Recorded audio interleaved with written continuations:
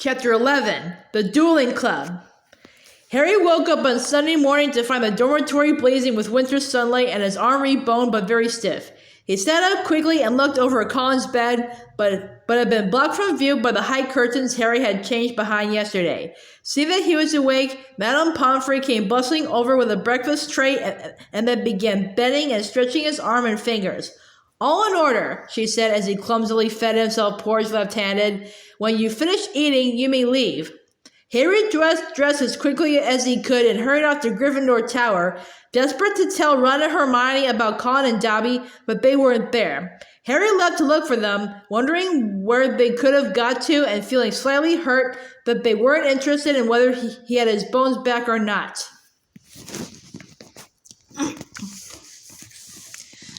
As Harry passed the library, Percy Weasley strolled out of it, looking in far better spirits than last time they'd met.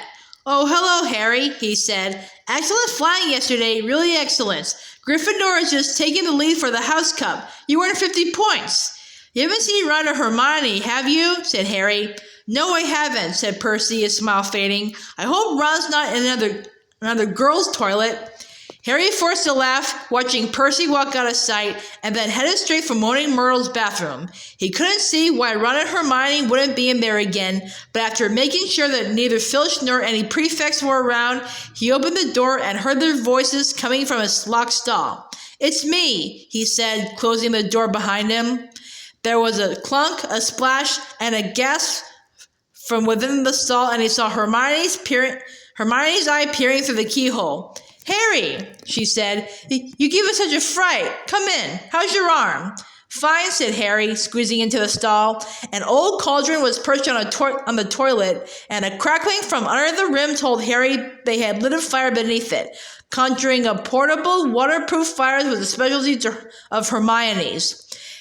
"We'd have come to meet you, but we decided to get started in the Polyjuice potion," Ron explained as Harry, with difficulty, locked the stall again. "We've decided this is the safest place to hide it." Harry started to tell them about Colin, but Hermione interrupted. "We already know. We heard Professor McGonagall telling Professor Flitwick this morning. That's why we decided we better get going. The sooner we get a confession out of Malfoy, the better," snarled Ron. "Do you know what I think? He was in such a foul temper after the Quidditch match, he took it out on Colin." "There's something else," said Harry, watching Hermione tearing bundles of knotgrass and throwing them into the potion. "Dobby came to visit me in the middle of the night." Ron and Hermione looked up, amazed. Harry told them everything Dobby had told them, or hadn't told them. Hermione and Ron listened with their mouths open. "The Chamber of Secrets has been opened before?" Hermione said. "This settles it," said Ron in a triumphant voice. "Lucius Malfoy must have opened the chamber when he was at school here, and now he's told dear old Draco how to do it. It's obvious. Wish Dobby told you what kind of monster's in there, though. I want to know how come nobody's noticed it sneaking around the school." "Maybe it can make itself invisible," said Hermione, prying leeches to the bottom of the cauldron. "Or maybe it can disguise itself, pretend to be a suit of armor or something. I've read about chameleon ghouls." You read too much, Hermione," said Ron, pouring dead lace wings on top of the leeches. He crumpled up the empty lace wing bag and looked at Harry. "So Dobby stopped us from getting on the train and broke your arm." He shook his head. "You know what, Harry? If he doesn't stop trying to save your life, he's going to kill you." The news that Colin Creevey had been attacked and was now lying as though dead in the hospital wing had spread through the entire school by Monday morning. The air was suddenly thick with rumor and suspicion. The first years were now moving around the castle in tight-knit groups, as though scared they would be attacked if they ventured forth alone. Ginny Weasley, who sat next to Colin Creevey in charms, was distraught, but Harry felt that Fred and George were going the wrong way about cheering her up.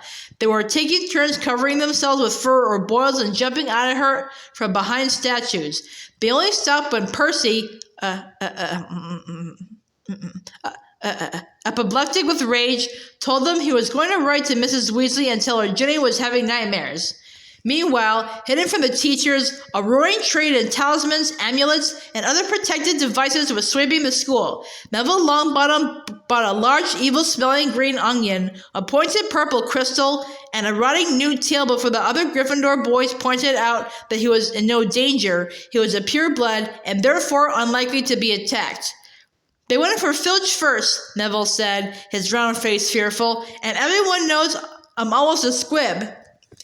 In the second week of December, Professor McGonagall came around as usual, collecting names of those who would be staying at school for Christmas. Harry, Ron, and Hermione signed her list.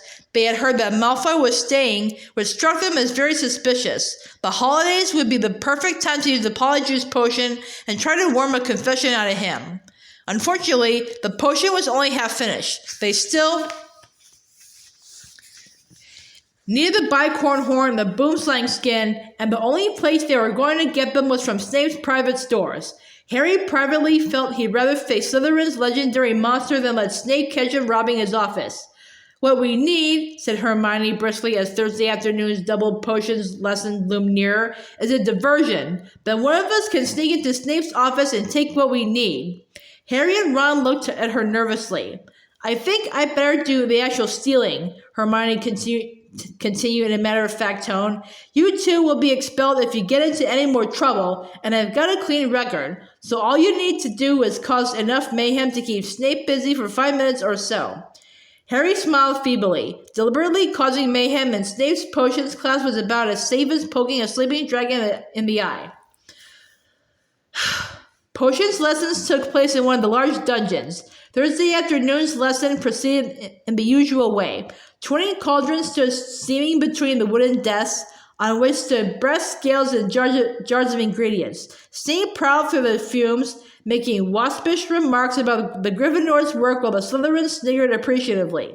Draco Malfoy, who was Snape's favorite student, kept flicking pufferfish eyes at Ron and Harry, who knew that if they retaliated, they would get detention faster than you could say unfair. Harry's swallowing solution was far too runny, but he had his mind on more important things. He was waiting for Hermione's signal, and he hardly listened as Snape paused to sneer at his watery potion.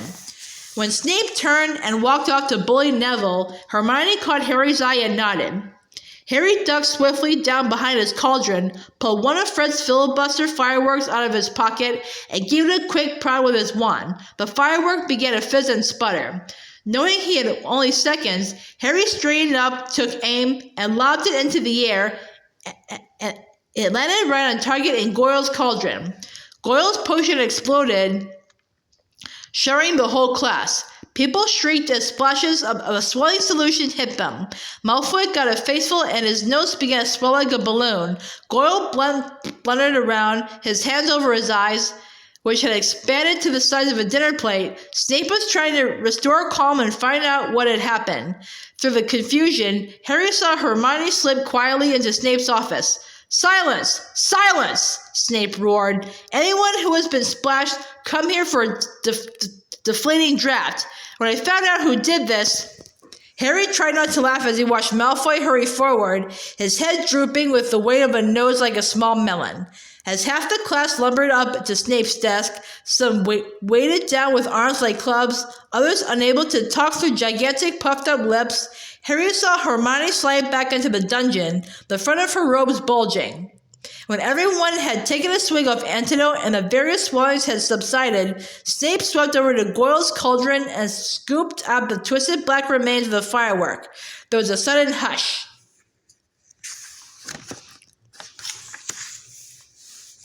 If I ever find out who threw this, Snape whispered, I shall make sure that person is expelled. Harry arranged his face into what he hoped was a puzzled expression. Snape was looking right at him, and the bell that rang 10 minutes later could not have been more welcome. He knew it was me, Harry told Ron and Hermione as they hurried back to Moaning Myrtle's bathroom. I could tell. Hermione threw the new ingredients into the cauldron and began to stir feverishly. It'll be ready in 2 weeks, she said happily. Snape can't prove it was you, said Ron reassuringly to Harry. What can he do? Knowing Snape, something foul, said Harry as the potion frothed and bubbled. A week later, Harry, Ron, and Hermione were walking across the entrance hall when they saw a small knot of people gathered around the notice board, reading a piece of parchment that had just been pinned up. Seamus Finnegan and Dean Thomas beckoned them over, looking excited. They're starting a dueling club, said Seamus. First meeting tonight. I wouldn't mind dueling lessons. They might come in handy one of these days. What? You reckon Slytherin's monster can duel? Said Ron, but he too read the sign with interest. Could be useful, he said to Harry and Hermione as they went into dinner. Shall we go? Harry and Hermione were all for it, so at 8 o'clock that evening, they hurried back to the Great Hall. The long dining tables had vanished and a golden stage had appeared along one wall, lit by thousands of candles floating overhead. The ceiling was velvety black once more, and most of the school seemed to be packed beneath it, all carrying their wands and looking excited. I wonder who will be teaching us, said Hermione as they edged into the chattering crowd. Someone told me Flitwick was a dueling champion when he was young. Maybe it'll be him. As long as it's not, Harry began, but he ended on a groan. Gilderoy Lockhart was walking onto the stage, resplendent in robes of deep plum and accompanied by none other than Snape, wearing his usual black. Lockhart waved an arm for silence and called, Gather round, gather round. Can everyone see me? Can you all hear me? Excellent. Now, Professor Dumbledore has granted me permission to start this little dueling club to train you all in case you ever need to defend yourselves, as I myself have done on countless occasions. For full details, see my published works. Let me introduce my assistant, Professor Snape, said Lockhart, flashing a wild smile. He tells me he knows a tiny little bit about dueling himself and has sportingly agreed to help me with a short demonstration before we begin. Now, I don't want any of you youngsters to worry. You'll still have your potions master when I'm through with him. Never fear. Wouldn't it be good if they finished each other off? Ron muttered in Harry's ear. Snape's upper lip was curling. Harry wondered why Lockhart was still smiling. If Snape had been looking at him like that, he had been running as fast as he could in the opposite direction. Lockhart and Snape turned to face each other and bowed, at least Lockhart did, with much twirling of his hands, whereas Snape jerked his head irritably. Then they raised their wands like swords in front of them. As you see, we are holding our wands in the accepted combative position, Lockhart told them the silent crowd. On the count of 3, we will cast our first spells. Neither of us will be aiming to kill, of course. I wouldn't bet on that, Harry murmured, watching Snape baring his teeth. 1, 2, 3. Both of them swung their wands above their heads and pointed them at their opponent. Snape cried, Expelliarmus! There was a dazzling flash of scarlet light and Lockhart was blasted off his feet. He flew backward off the stage, smashed into the wall, and slid down it to sprawl on the floor. Malfoy and some of the other Slytherins cheered. Hermione was dancing on tiptoes. Do you think he's all right? She squealed through her fingers. Who cares? Said Harry and Ron together. Lockhart was getting unsteadily to his feet. His hat had fallen off and his wavy hair was standing on end. Well, there you have it, he said, tottering back onto the platform. That was a disarming charm. As you see, I lost my wand. Ah, thank you, Miss Brown. Yes, an excellent idea to show them that, Professor Snape.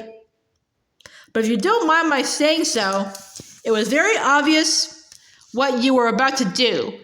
If I wanted to stop you, it would have been only too easy. However, I felt it would be instructive to let them see. Snape was looking murderous. Possibly Lockhart had noticed because he said, Enough demonstrating. I'm going to come amongst you now and put you all into pairs. Professor Snape, if you like to help me...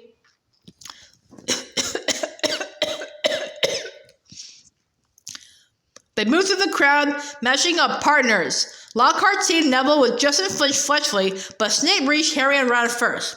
Time to split up the dream team, I think, he sneered. Weasley, you can partner Finnegan. Potter? Harry moved automatically toward Hermione. I don't think so, said Snape, smiling coldly. Mr. Malfoy, come over here. Let's see what you make of the famous Potter. And you, Miss Granger, you can partner Miss Bulstrode. Malfoy strutted over, smirking. Behind him walked a Slytherin girl who reminded Harry of a picture he'd seen in Holidays with Hags. She was large and square, and her heavy jaw jutted aggressively. Hermione gave her a weak smile that she did not return. "Face your partners," called Lockhart back on the platform, "and bow." Harry and Malfoy barely inclined their heads, not taking their eyes off each other. "Once at the ready," shouted Lockhart. "When I count of 3, cast your charm to disarm your opponents. Only to disarm them. We don't want any accidents. 1, 2, 3. Harry swung his wand high, but Malfoy had already started on 2. His spell hit Harry so hard, he felt as though he'd been hit over the head with a saucepan. He stumbled, but everything still seemed to be working, and wasting no more time, Harry pointed his wand straight at Malfoy and shouted,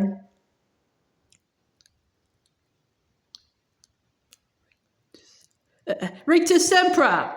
A jet of silver light hit Malfoy in the stomach, and he doubled up, wheezing. "I said disarm only!" Lockhart shouted in alarm over the heads of the battling crowd. As Malfoy sank to his knees, Harry had hit him with a tickling charm, and he could barely move for laughing.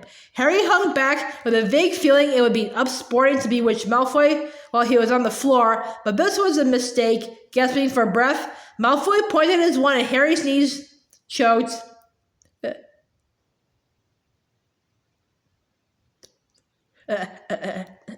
Tarantalegra! And the next second, Harry's legs began to jerk around out of his control in a kind of quick step. "Stop! Stop!" screamed Lockhart, but Snape took charge. "Finet incantum!" he shouted. Harry's feet stopped dancing, Malfoy stopped laughing, and they were about to look up. A haze of greenish smoke was hovering over the scene. Both Neville and Justin were lying on the floor, panting. Ron was holding up an ashen-faced Seamus, apologizing for whatever his broken wand had done, but Hermione and Millicent Bulstrode were still moving. Millicent had Hermione in a headlock, and Hermione was whimpering in pain. Both their wands lay forgotten on the floor. Harry leapt forward and pulled Millicent off. It was difficult. She was a lot bigger than he was.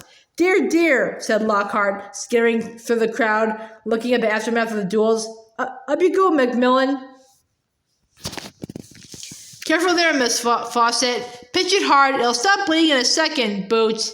"I think I better teach you how to block unfriendly spells," said Lockhart, standing flustered in the midst of the hall. He glanced at Snape, whose black eyes glinted, and looked quickly away. "Let's have a volunteer pair. Longbottom and Finch Fletchley, how about you?" "A bad idea, Professor Lockhart," said Snape, gliding over like a large and malevolent bat. "Longbottom causes devastation with the simplest spells. We'll be sending what's left of Flint Fletchley up to the hospital wing in a matchbox." Neville's round pig face went pinker. "How about Malfoy and Potter?" said Snape, with a twisted smile.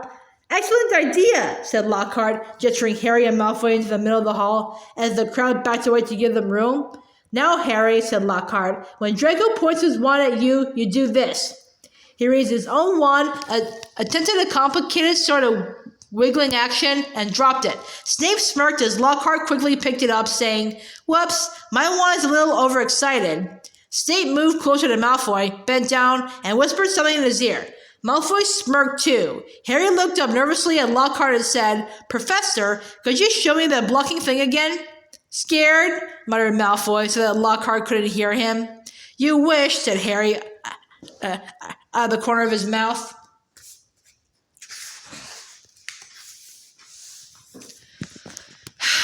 Lockhart cuffed Harry merrily on the shoulder. "Just do what I did, Harry." "What, drop my wand?" But Lockhart wasn't listening. 3, 2, 1, go!" he shouted. Malfoy raised his wand quickly and bellowed, "Serpensortia!" The end of his wand exploded. Harry watched aghast as a long black snake shot out of it, fell heavily onto the floor between them, and raised itself, ready to strike. There were screams as the crowd backed swiftly away, clearing the floor. "Don't move, Potter," said Snape lazily, clearly enjoying the sight of Harry standing motionless, eye to eye with the angry snake. "I'll get rid of it." "Allow me," shouted Lockhart. He brandished his wand at the snake, and there was a loud bang. The snake, instead of vanishing, flew 10 feet into the air and fell back to the floor with a loud smack. Enraged, hissing furiously, it slithered straight toward Justin Finch fleshly and raised itself again, fangs exposed, poised to strike. Harry wasn't sure what made him do it. He wasn't even aware of deciding to do it. All he knew was that his legs were carrying him forward as though he was on casters and that he had shouted stupidly at the snake, "Leave him alone!" And miraculously, inexplicably, the snake slumped to the floor, docile as a fake black garden hose, its eyes now on Harry. Harry felt this fear drain out of him. He knew the snake wouldn't attack anyone now, though how he knew it, he couldn't explain. He looked up at Justin, grinning, expecting to see Justin looking relieved or puzzled or even grateful, but certainly not angry and scared. "What do you think you're playing at?" he shouted, and before Harry could say anything, Justin had turned and stormed out of the hall. Snape stepped forward, waved his wand, and the snake vanished in a small puff of black smoke. Snape, too, was looking at Harry in an unexpected way. It was a shrewd and calculating look, and Harry didn't like it. He was also dimly aware of an ominous muttering all around the walls, but he felt a tugging on the back of his robes. "Come on," said Ron's voice in his ear. "Move! Come on!" Ron steered him out of the hall, Hermione hurrying alongside them. As they went through the doors, the people on either side drew away as though they were frightened of catching something. Harry didn't have a clue what was going on, and neither Ron nor Hermione explained anything until they had dragged him all the way up to the empty Gryffindor common room. Then Ron pushed Harry into an armchair and said, "You're a parcel mouth. Why didn't you tell us?" "I'm a what?" said Harry. A parcel mouth," said Ron. "You can talk to snakes." "I know," said Harry. "I mean, that's only the second time I've ever done it. I accidentally set a boa constrictor on my cousin Dudley at the zoo once. Long story, but it was telling me it had never seen Brazil, and I sort of set it free without meaning to. That was before I knew I was a wizard." "A boa constrictor told you it had never seen Brazil?" Ron repeated faintly.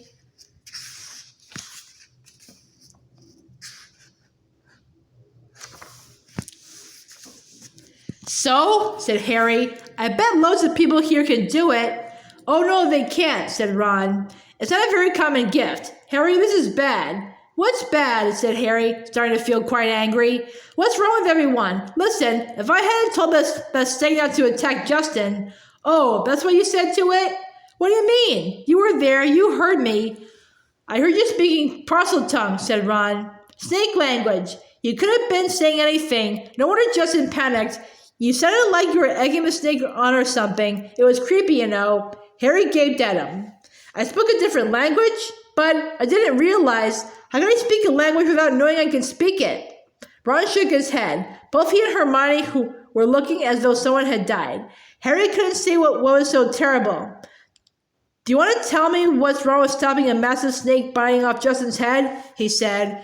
"What does it matter how I did it as long as Justin doesn't have to join the headless hunt?" "It matters," said Hermione, speaking at last in a hushed voice, "because being able to talk to snakes was what Salazar Slytherin was famous for. That's why the symbol of Slytherin House is a serpent." Harry's mouth fell open. "Exactly," said Ron. "And now the whole school's going to think you're his great-great-great-great-grandson or something." "But I'm not," said Harry with a panic he couldn't quite explain. "You'll find that hard to prove," said Hermione. "He lived about 1,000 years ago. For all we know, you could be." Harry lay awake for hours that night. Through a gap in the curtains around his four-poster, he watched snow starting to drift past the tower window and wondered, could he be a descendant of Salazar Slytherin? He didn't know anything about his father's family, after all. The Dursleys had always forbidden questions about his wizarding relatives. Quietly, Harry tried to say something in parcel tongue. The words wouldn't come. It seemed he had to be face to face with a snake to do it. "But I'm in Gryffindor," Harry thought. "The Sorting Hat wouldn't have put me in here if I had Slytherin blood." "Ah," said a nasty little voice in his brain, "but the Sorting Hat wanted to put you in Slytherin, don't you remember?" Harry turned over. He'd seen Justin the next day at herbology, and he'd explained that he'd been calling the snake off, not egging it on, which he thought angrily, pummeling his pillow. Any fool should have realized. By next morning, however, the snow that had begun in the night had turned into a blizzard so thick that the last herbology lesson of the term was cancelled. Professor Sprout wanted to fit socks and scarves on the mandrakes, a tricky operation she would entrust to no one else, now that it was so important for the mandrakes to grow quickly and revive Mrs. Norris and Colin Creevey. Harry fretted about this next to the fire in the Gryffindor common room, while Ron and Hermione used their time off to play a game of wizard chess. For heaven's sake, Harry, said Hermione, exasperated.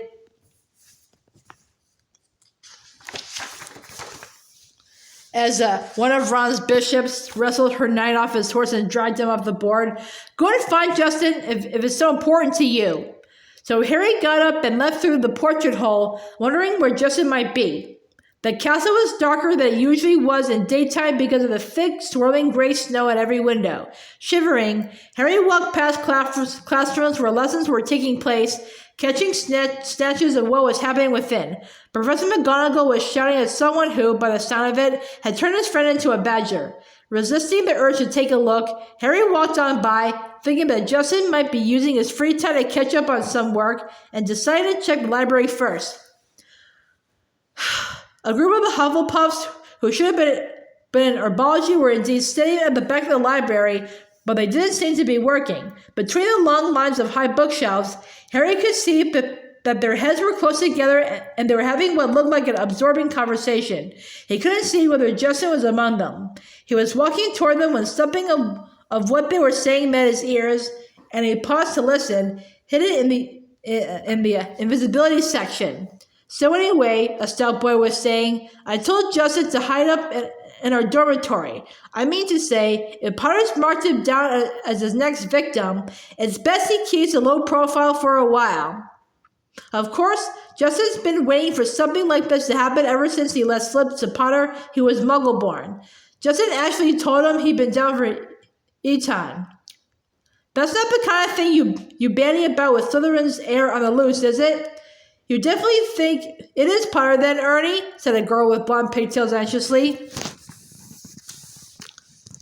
Hannah, said the stout boy solemnly, he has a parcel mouth. Everyone knows that's the mark of a dark wizard. Have you ever heard of a decent one who could talk to snakes? They call Slytherin himself Serpent Tongue. There was some heavy murmuring at this, and Ernie went on, remember what was written on the wall? Enemies of the air, beware. Potter had some sort of run-in with Filch. Next thing we know, Filch's cats attacked. That first year, Creevey was annoying Potter at the Quidditch match, taking pictures of him while he was lying in the mud. Next thing we know, Creevey's been attacked. He always seems so nice, though, said Hannah uncertainly. And, well, he's the only one who made you-know-who disappear. He can't be all bad, can he? Ernie lowered his voice mysteriously. The Hufflepuffs bent closer, and Harry edged nearer so that he could catch Ernie's words. No one knows how he survived that attack by you-know-who. I mean to say, he was only a baby when it happened. He should have been blasted into smithereens. Only a real powerful dark wizard could have survived a curse like that. He dropped his voice until it was barely more than a whisper and said, that's probably why you-know-who wanted to kill him in the first place. Didn't want another Dark Lord competing with him. I wonder what other Potter's been hiding. Harry couldn't take it anymore. Clearing his throat loudly, he stepped out from behind the bookshelves. If he hadn't been feeling so angry, he would have found the sight that greeted him funny. Every one of the Hufflepuffs looked as though they had been petrified by the sight of him, and the color was drying out of Ernie's face.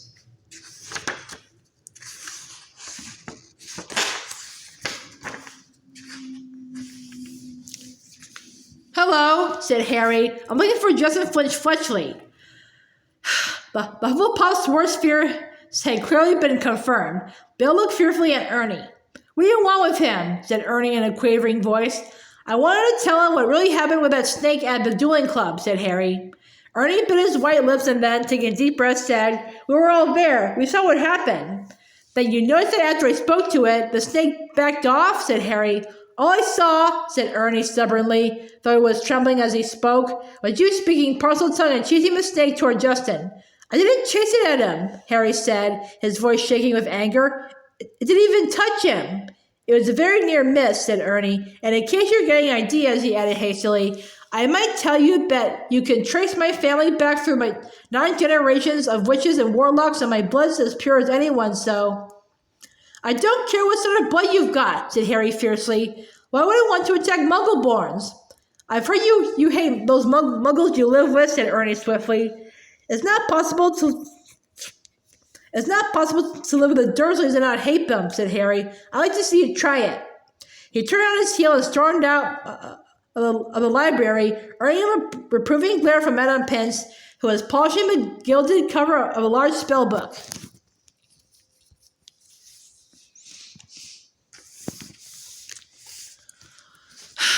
Harry blundered up the corridor, barely noticing where he was going. He was in such a fury. The result was that he walked into something very large and solid, which knocked him backward onto the floor. Oh, hello, Hagrid, Harry said, looking up. Hagrid's face was entirely hidden by a woolly snow-covered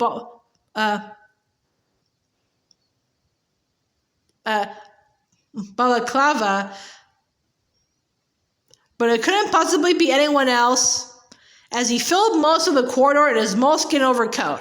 A dead rooster was hanging from one of his massive gloved hands.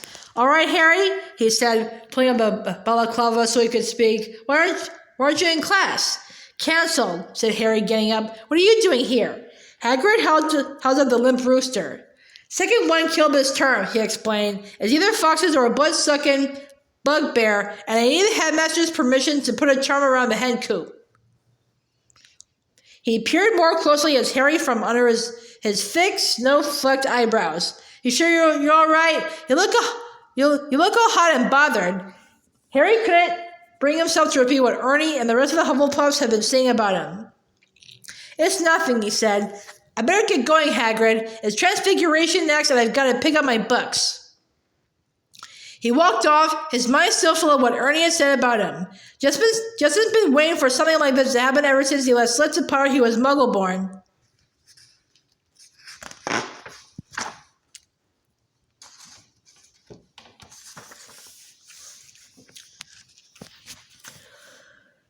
Harry stamped up the stairs and turned along another corridor, which was particularly dark. The torches had been extinguished by a small icy draft that was blowing through a loose window pane. He was halfway down the passage when he tripped headlong over something lying on the floor. He turned to squint at what he'd fallen over and felt as though his stomach had dissolved. Justin Fletchley was lying on the floor, rigid and cold, a look of shock frozen on his face, his eyes staring blankly at the ceiling. And that wasn't all. Next to him was another figure, the strangest sight Harry had ever seen. It was nearly headless Nick, no longer pearly white and transparent, but black and smoky, floating immobile and horizontal, 6 inches off the floor. His head was half off and his face wore an expression of shock identical to Justin's. Harry got to his feet, his breathing fast and shallow, his heart dotting a kind of drumroll against his ribs. He looked wildly up and down the deserted corridor and saw a line of spiders scuttling as fast as they could away from the bodies. The only sound were the muffled voices of teachers from the classes on either side. He could run, and no one would ever know he had been there. But he couldn't just leave them lying here. He had to get help. Would anyone believe he hadn't had anything to do with this? As he stood there, panicking, a door right next to him opened with a bang. Peter the Poltergeist came shooting out. Why, it's Potty Wee Potter, cackled Peeves, knocking Harry's glasses askew as he bounded past him. What's Potter up to? Why is Potter lurking? Peeves stopped halfway through a mid-air somersault. Upside down, he spotted Justin and nearly headless Nick. He flipped them right way up, filled his lungs, and, before Harry could stop him, screamed, Attack! Attack! Another attack! No mortal or ghost is safe! Run for your lives! Attack! Crash! Crash! Crash!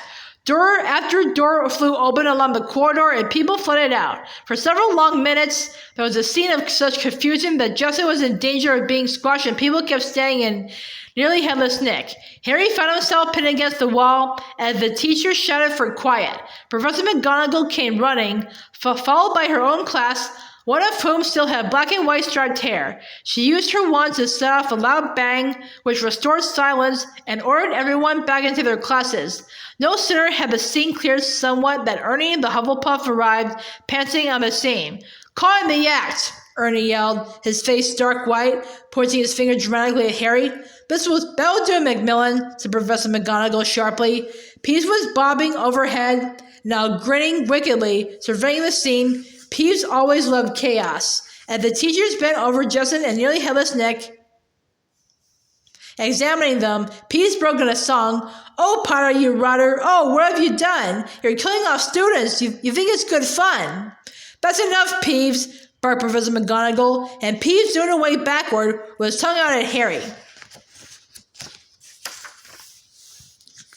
Justin was carried out to the hospital wing by Professor Flitwick and Professor Sinistra of the astronomy department, but nobody seemed to know what to do for nearly headless Nick. In the end, Professor McGonagall conjured a large fan out of thin air, which she gave Ernie with instructions to waft nearly headless Nick up the stairs. This Ernie did, fanning Nick along like a silent black hovercraft. This left Harry and Professor McGonagall alone together. This way, Potter, she said. Professor, said Harry at once, I swear I did it. This is out of my hands, Potter, said Professor McGonagall curtly. They marched in silence around a corner and she stopped before a large and extremely ugly stone gargoyle. Lemon drop, she said. This was evidently a password because the gargoyle sprang suddenly to life and hopped aside as the wall behind him split in two. Even full of dread for what was coming, Harry couldn't fail to be amazed. Behind the wall was a spiral staircase that was moving smoothly upward like an escalator. As he and Professor McGonagall stepped onto it, Harry heard the wall thud close behind them. They rose upward in circles, higher and higher, until at last, slightly dizzy, Harry saw a gleaming oak door ahead with a brass knocker in the shape of a griffin. He knew now where he was being taken. This must be where Dumbledore lived.